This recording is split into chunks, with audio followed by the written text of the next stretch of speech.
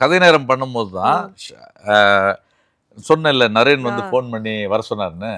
அப்போது ஒய்ஃபுக்கு வந்து பனிக்குடம் வாட்டர் டிஸ்சார்ஜ் ஆகுதுன்னு சொல்லிட்டு ஹாஸ்பிட்டலில் அட்மிட் பண்ண சொல்லிட்டாங்க.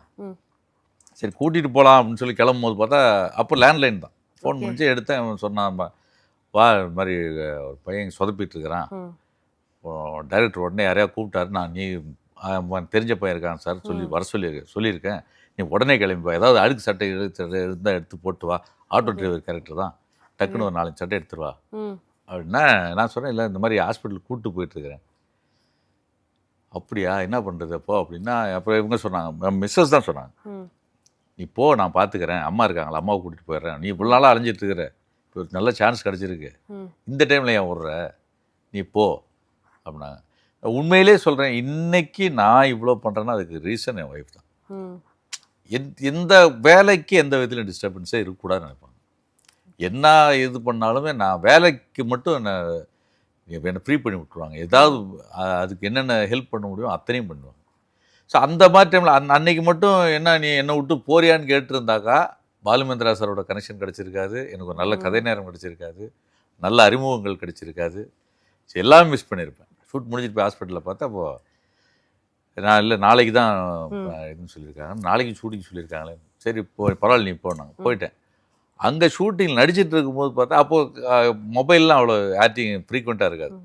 நரேன் வச்சுருப்பான், அவங்க கொஞ்சம் அப்பயே கொஞ்சம் வசதியான பற்றி அவன்கிட்ட மட்டும் தான் மொபைல் இருக்கும். அப்போ ஃபோன் வந்த உடனே அவர் வந்து அங்கேருந்து சார் சார் சார்ன்னு கை காட்டுறாரு. பாலு என்ன இல்லை, அவருக்கு மனோகருக்கு வந்து குழந்தை பிறந்தாங்க, என் பேர் அவருக்கு தெரியாது, நாங்கள் 4 ஆட்டோ டிரைவர் உட்காந்துருக்கோம், மனோகர் யார் அப்படின்னு. நான் தான் சார். என்ன குழந்தை பிறந்திருக்குன்றாரு. ஆமாம் சார், ஹாஸ்பிட்டலில் அட்மிட். எப்போ திடீர்னு ஆச்சு? இல்லை சார் நேற்றே அட்மிட். நேற்று நடிக்க வந்தீங்க? ஆமாம் சார், ரொம்ப நாளாக ட்ரை பண்ணுறேன், திடீர்னு கூப்பிட்ட உடனே நமக்கு வந்து அப்படின்னோடனே, என்னையா நீ ஒய்ஃப் ஹாஸ்பிட்டல் பண்ண அது தலைப்பிரசவம் பொண்டாட்டி ஹாஸ்பிட்டல் விட்டு எவனா வருவானே, என்ன இப்படி பண்ணுறீங்க? இல்லை சார், இது சான்ஸ் இது மாதிரி திரும்ப கிடைக்காதுல்ல சார், இவ்வளோ நாளாக ட்ரை பண்ணி திடீர்னு வரும்போது விட முடியாதுல்ல சார், வாங்க வாங்க வாங்க சீக்கிரமா புது அப்பாவை நம்ம ஃபஸ்ட்டு அனுப்பிச்சி விடுவோம்னு சொல்லிட்டு எனக்காக அவர் அப்படி காம்ப்ரமைஸ் பண்ணி எடுக்கவே மாட்டார். எனக்காக கான்சன்ட்ரேட் பண்ணி எடுத்துகிட்டு 6 மணிக்கெல்லாம் போங்க போங்க அப்படின்னு அனுப்பிச்சி விட்டார். அனுப்பி விட்டுட்டு அப்போல்லாம் நான் வந்து 250 ரூபா ஒரு சீரியலில் வாங்குறதே பெரிய விஷயம். அந்த 2 டேஸ்க்கு எனக்கு 2000 ரூபா போட்டு செக்கு போட்டு கொடுத்தாரு. 2 நாளைக்கு நான் பார்த்தோடனே அப்படியே கண் கலங்கிருச்சுன்னா, 2000 ரூபாலாம் எத்தனை நாள் ஒர்க் பண்ணதுக்கு அதனால் பயங்கர சந்தோஷமாயிடுச்சு. சென்டிமெண்ட்டாக ரொம்ப லாக் ஆகிட்டார், நான் ரொம்ப லாக் ஆகிட்டேன். அவரும் வந்து ரொம்ப பையன் மாதிரி தான் பார்த்துக்குவார்.